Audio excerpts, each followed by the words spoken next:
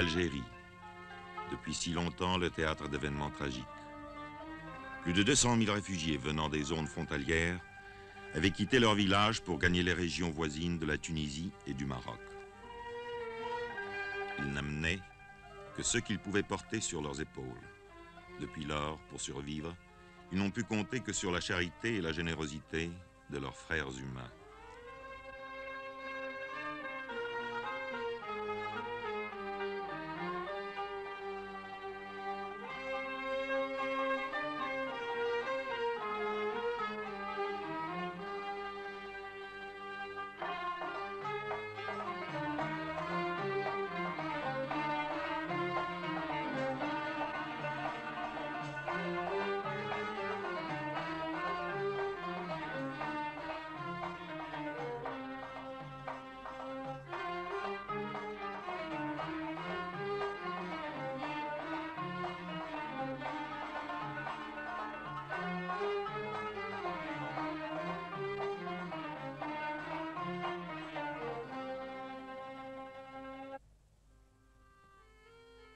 Dans tout l'islam, la religion et un même mode de vie unit les croyants.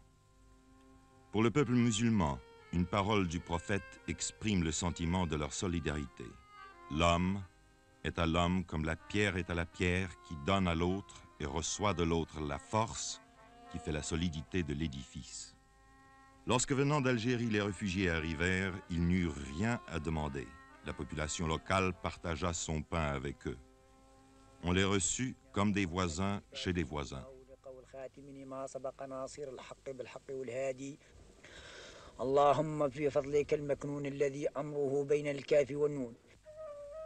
Mais la terre ne pouvait nourrir tout le monde. Les moyens des gouvernements tunisiens et marocains s'épuisèrent bientôt, et c'est au Haut-Commissariat des Nations Unies que l'on fit appel.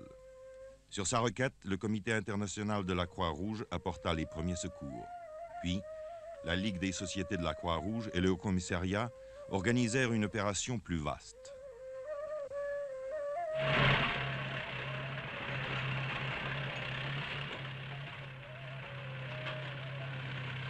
Dès lors, depuis 1959, l'aide aux réfugiés en Tunisie et au Maroc se fit principalement selon ce programme. Plus de 275 000 rations par mois ont été distribuées à partir de cette année-là, au Maroc par 27 centres et par 33 en Tunisie. À Figuig, petite ville marocaine dans le Sahara, la distribution a lieu le 12 de chaque mois. L'équipe arrive la veille au soir après des heures épuisantes de voyage sur les rudes pistes du désert. Le chef d'équipe, un Suisse, fait le point de la situation avec le caïd. Une bonne partie des 4000 réfugiés qui touchent leur ration à Figuig vit dans le désert, certains même à 100 km de la ville. Dès que le soleil apparaît au-dessus de l'horizon, commence l'arrivée des réfugiés. Ils veulent être là dès la première heure, comme s'ils avaient peur de manquer la distribution. Dans certains grands centres où la distribution dure 2 ou 3 jours, les gens font la queue pendant tout ce temps-là, mangeant et dormant en plein air. Quand l'équipe arrive au lieu de la distribution, elle s'entoure d'une clôture de barils vides.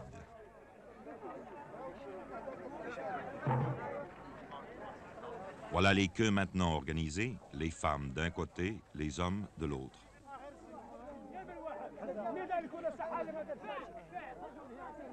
Ils observent très attentivement les préparatifs. Les rations sont-elles toutes les mêmes? Ne manquera-t-il rien? Mais l'atmosphère générale est plutôt à la bonne humeur, même si parfois il faut intervenir pour prier quelqu'un de reprendre sa place dans le rang. Les vieux sont assis en cercle au milieu. Dans toutes les communautés musulmanes, les plus vieux chefs de famille sont entourés d'un grand respect. C'est pourquoi on leur laisse la priorité.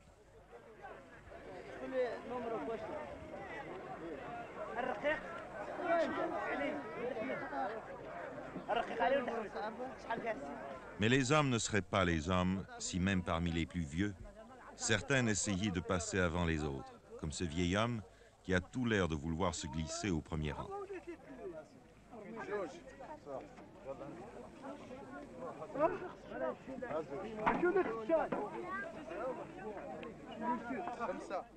Chaque membre de la famille touche 120 grammes de savon.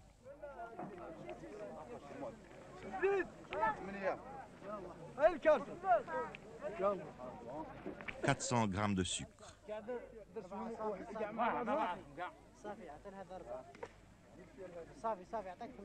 400 grammes d'huile comestible, en fait la seule matière grasse utilisée dans la cuisine arabe. Les quarts de ration sont chaque fois soigneusement pointés. Les vieux servis, vient le tour des autres. À une certaine époque, les femmes étaient servies d'abord, mais à Figuig, les chefs de famille malins envoyaient tous leurs femmes, et les hommes qui venaient des lieux les plus éloignés devaient attendre jusqu'à la fin. Aujourd'hui, 10 hommes passent après 10 femmes. Remarquez, les femmes sont toujours les clientes les plus difficiles. Une hésitation de la part d'un homme du Croissant Rouge suffit à leur délier la langue.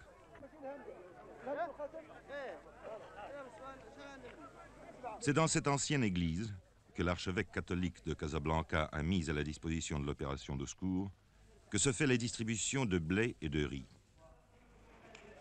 Chaque réfugié a droit à 10 kilos de blé et 2 kilos de riz. En Afrique du Nord, chaque famille cuit son propre pain et fabrique sa semoule pour le traditionnel couscous. Un plat de semoule cuit à la vapeur, des légumes bouillis et de la viande ou du poulet, s'il y en a.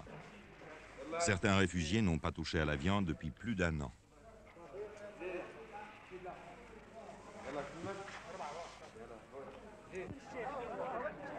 Autour de l'église, les enfants pauvres du pays viennent glaner les grains tombés.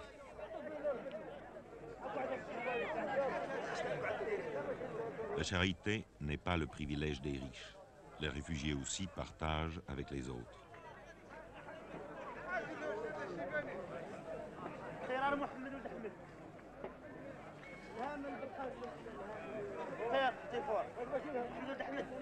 En moins de 2 heures, la distribution est faite. Certaines familles disposent en commun d'un moyen de transport mécanique. Mais la plupart repartent avec leur âne chargé de provisions mensuelles. La famille, ce n'est pas seulement le père, la mère et les enfants, mais aussi les grands-parents, les frères, leurs femmes et leurs enfants, et parfois aussi les cousins. Il arrive qu'une famille forme un groupe de plus de 20 personnes. À travers les rues principales de Figuig, les caravanes repartent, formant une longue procession.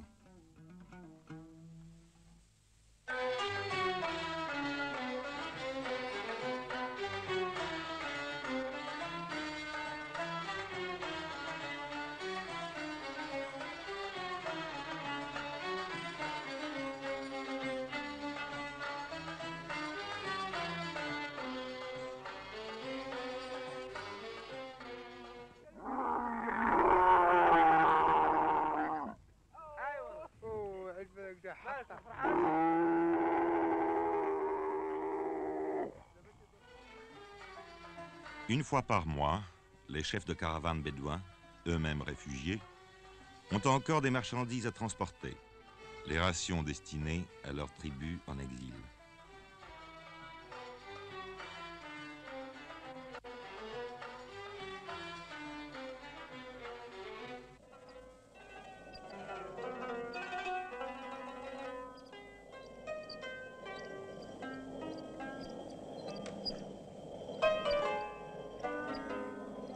Aujourd'hui encore, on utilise des meules comme celles que l'on a découvertes dans les ruines romaines d'Afrique du Nord. Le blé vital. Le blé vital amené d'au-delà des mers dans les ports d'Afrique du Nord, emmagasiné, distribué, moulu, cuit, mangé. Le blé vital et les autres aliments ont créé l'union entre des peuples de races différentes.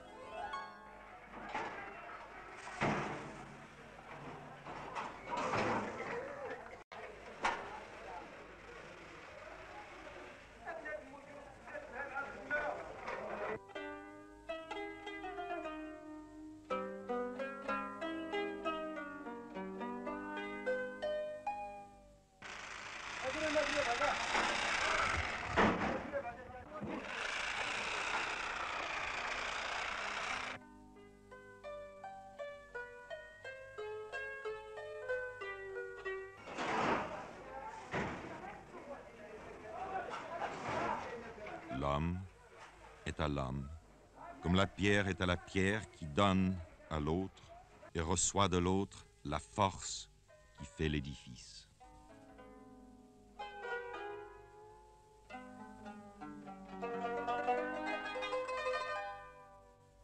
Cet élan ne s'est pas interrompu au cours de toutes ces années.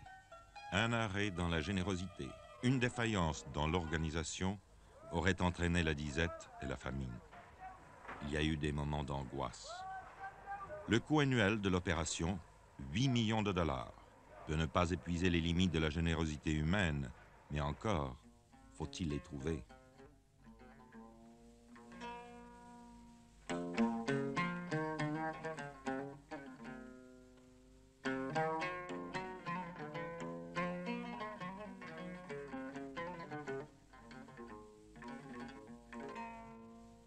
On est parvenu à fournir à chaque réfugié 1540 calories par jour.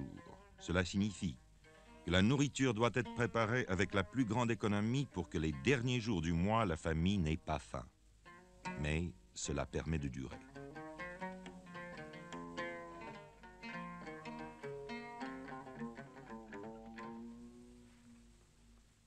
Dans les montagnes, les réfugiés construisent eux-mêmes des gourbis. Un toit de feuilles sur un châssis de branches, le tout posé sur un mur circulaire, fait de boue ou de pierre, un trou servant d'entrée. Dans les plaines et le désert, les réfugiés vivent sous les tentes qu'ils ont généralement construites eux-mêmes dans le style traditionnel.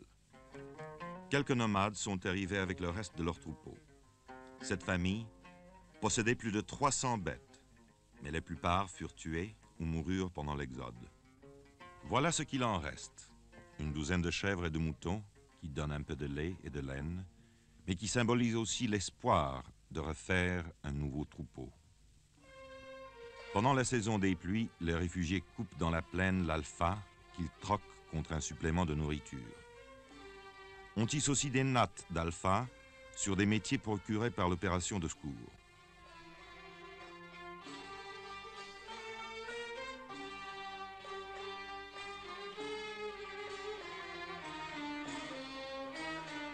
Ces nattes servent à réparer les tentes ou bien sont vendues sur les marchés locaux.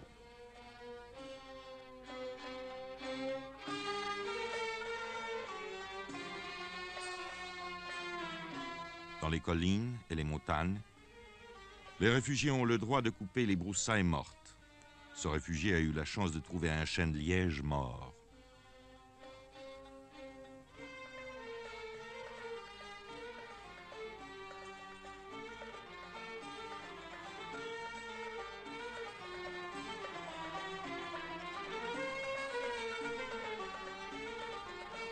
Il y en a assez pour en vendre une partie sur le marché de la ville la plus proche. Les gens de la ville ont toujours l'utilisation des broussailles.